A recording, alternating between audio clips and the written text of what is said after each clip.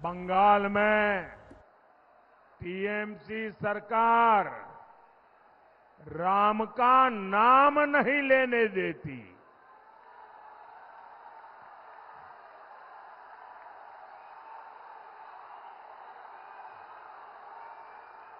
जय श्री राम, जय श्री राम, जय श्री राम। बंगाल में टीएमसी ये सरकार रामनवमी नहीं मनाने देती। कांग्रेस और लेफ्ट के लोगों ने भी राम मंदिर के विरुद्ध मोर्चा खोल रखा है। आप मुझे बताइए साथियों, क्या टीएमसी, कांग्रेस और लेफ्ट के हाथ में, ऐसे लोगों के हाथ में ये महान देश सौंपा जा सकता है क्या? ये देश उनको दे सकते हैं क्या? साथियों, टीएमसी, कांग्रेस के इंडी अलायंस ने तुष्टीकरण और वोट बैंक की पॉलिटिक्स के आगे घुटने टेक दिए हैं। कांग्रेस और इंडी अलायंस के लोग कहते हैं कि मोदी के खिलाफ वोट जिहाद करो, वोट जिहाद। यहां टीएमसी के एमएलए ने कहा है कि हिंदुओं को भगीरथी में बहा देंगे। सोचिए, इतनी हिम्मत, इतना साहस, ये सब किसके सहारे हो रहा है?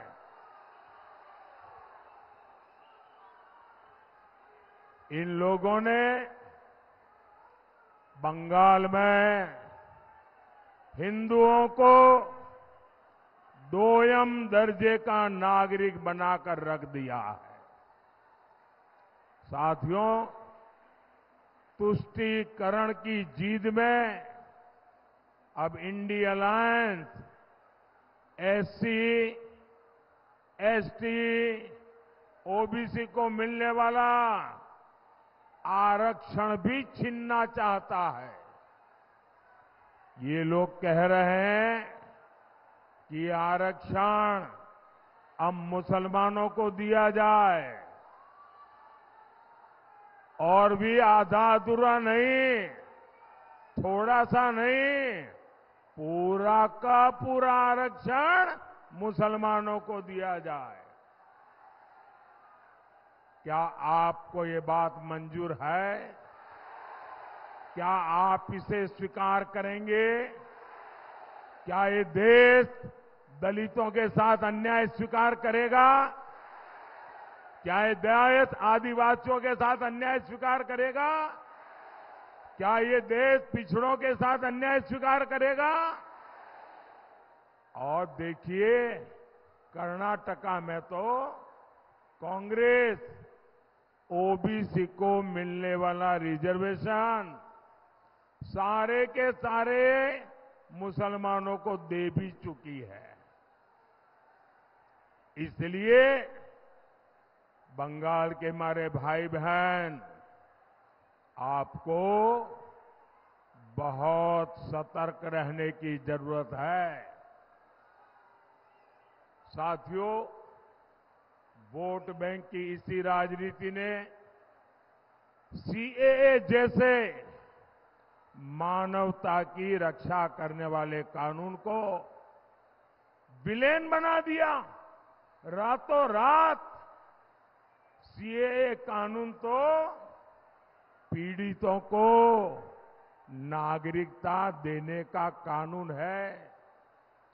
इससे किसी की नागरिकता नहीं छीनती, लेकिन कांग्रेस, टीएमसी जैसे दलों ने इसे भी अपने झूठ के रंग से रंग दिया। ये लोग विभाजन के पीड़ितों को उनका हक देने का विरोध कर रहे हैं। ये लोग मतवा साथियों को, नाम शूद्र साथियों को नागरिकता देने के खिलाफ है। इतना ही नहीं, ये सीएए कानून को खत्म करने तक की बातें कर रहे हैं। लेकिन आज मैं टीएमसी हो या कांग्रेस या फिर इंडिया अलायंस, मैं डंके की चोट पर बंगाल को 5 गारंटी दे रहा हूं।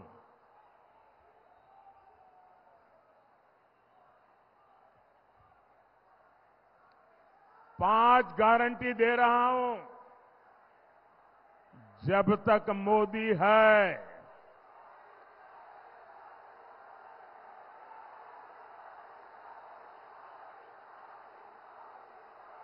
धर्म के आधार पर आरक्षण नहीं दिया जाएगा।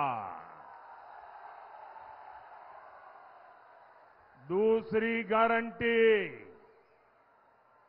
जब तक मोदी है, एससी, एसटी, ओबीसी का आरक्षण कोई खत्म नहीं कर पाएगा। तीसरी गारंटी, जब तक मोदी है, रामनवमी मनाने से, भगवान राम की पूजा से कोई आपको रोक नहीं पाएगा। चौथी गारंटी, जब तक मोदी है, राम मंदिर पर सुप्रीम कोर्ट का जो फैसला है, उस फैसले को कोई पलट नहीं पाएगा। और पांचवी गारंटी, जब तक मोदी है, सीएए कानून को भी कोई रद्द नहीं कर पाएगा। और आप जानते हैं, मोदी की गारंटी यानी गारंटी पूरा होने की गारंटी।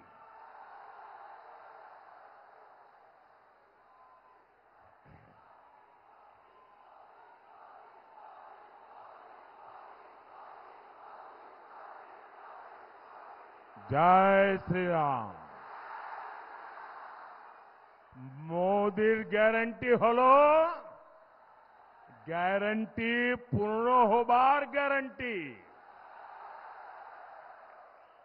साथियों, हमारा बैरकपुर तो जूट इंडस्ट्री का हब रहा है। गंगा मैया के आशीर्वाद से यहां खेती के साथ साथ कॉटन, पेपर और इंजीनियरिंग की इंडस्ट्री फली फूली थी। लेकिन आज जूट इंडस्ट्री बेहाल है। मजदूरों की सूद लेने वाला कोई है नहीं। ये तब है जब मोदी ने जूट के समर्थन मूल्य में काफी बढ़ोतरी की है। हमने अनाज, चीनी को जूट के बैग में ही पैक करने का नियम बनाया, जिससे जूट किसानों को मदद मिले। लेकिन जूट की इस धरती पर टीएमसी केवल झूठ बोल रही है। साथियों, टीएमसी जैसी भ्रष्ट पार्टियां हिंदुस्तान के इतिहास में बहुत कम दिखती है। यहां जनता खुद नारे लगा रही है। एक एक नागरिक बोल रहा है। चीख चीख करके जनता बोल रही है, चोर धरो, जेल भरो, चोर धरो, चोर धरो, चोर धरो। यानी चोरों को गिरफ्तार करो और उन्हें जेल में डालो। ये नारा विपक्ष की किसी पार्टी ने नहीं दिया है। ये नारा दिया है बंगाल की जनता ने, आप लोगों ने दिया है।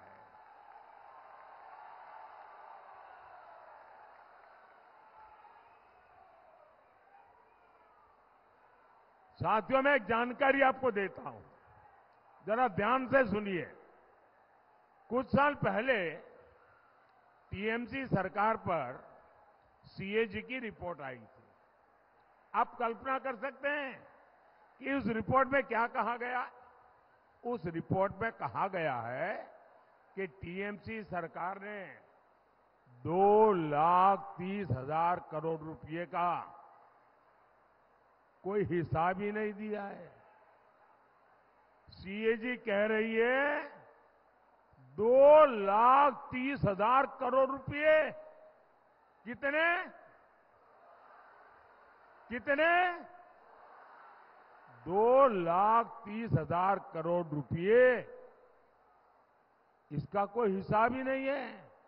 ये पैसे कैसे और कहां खर्च हुए, किसके जेब में गए, कोई हिसाब किताब ही नहीं है। ये बहुत बड़ा घोटाला है। साथियों, टीएमसी कितनी भ्रष्ट पार्टी है, इसका एक और बहुत बड़ा उदाहरण है टीचर भर्ती घोटाला। आपको तो पता है किस तरह टीचर भर्ती के लिए राज्य सरकार ने रेट कार्ड बनाए हुए थे। ये रेट कार्ड खुले बाजारों में बेचे जाते थे। यहां पदों की बोली लगती थी। और इतना ही नहीं, इस घोटाले के लिए ओएमआर सीट्स को चलाया गया, फर्जी इंटरव्यू लिए गए और कोर्ट को भी कहना पड़ा कि घोटाले के पीछे सरकारी मशीनरी है। ये हाल बना दिया है टीएमसी ने हमारे बंगाल का। साथियों, मोदी बंगाल में हुई इस लूट की पाई पाई का हिसाब लेगा।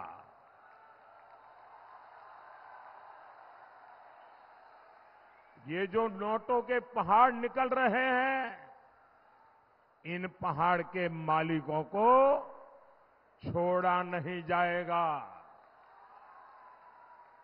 मैं भ्रष्टाचार के पीड़ित हर बंगालवासी को कहूंगा, कोई भी भ्रष्टाचारी, कान खोल के सुन लो, ये मोदी है। कोई भी भ्रष्टाचारी बचने वाला नहीं है। और देखिए, ये जो करोड़ों रुपए इनसे बरामद हो रहे हैं, ये पीड़ितों को वापस कैसे मिले, मोदी इसके लिए भी कानूनी रास्ता खोज रहा है। साथियों, टीएमसी सरकार के कुशासन का बहुत बुरा असर हमारी माताओं बहनों पर पड़ा है। हमारे एससी एसटी परिवारों की स्थिति सबसे खराब है। संदेश खाली में क्या हो रहा है, ये पूरा देश देख रहा है। संदेश खाली के गुनहगार को पहले टीएमसी की पुलिस ने बचाया, अब टीएमसी ने एक नया खेल शुरू किया है। टीएमसी के गुंडे संदेश खाली बहनों को डरा रहे हैं, धमका रहे हैं, सिर्फ इसलिए कि अत्याचारी का नाम शाहजहां शेख है। उसके घर से बम बंदूक निकल रहे हैं, लेकिन वोट बैंक को खुश करने के लिए टीएमसी उसको क्लीन चिट दिलवाने में जुटी है। साथियों, विकसित भारत के लिए विकसित बंगाल जरूरी है। यहां किसानों और उद्योगों का उन्नयन जरूरी है। इसके लिए आपको बैरकपुर से अर्जुन सिंह जी को भारी बहुमत से विजयी बना है।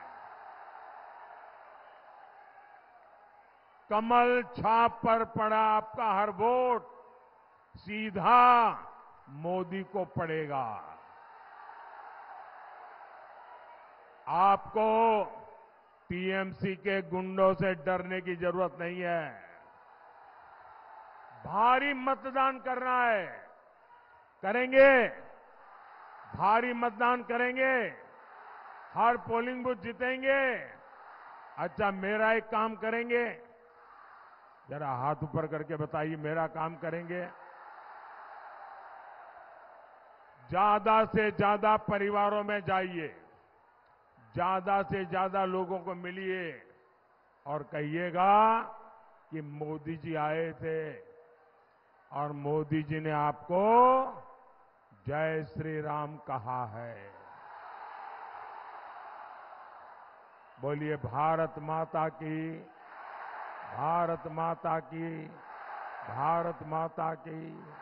बहुत बहुत धन्यवाद।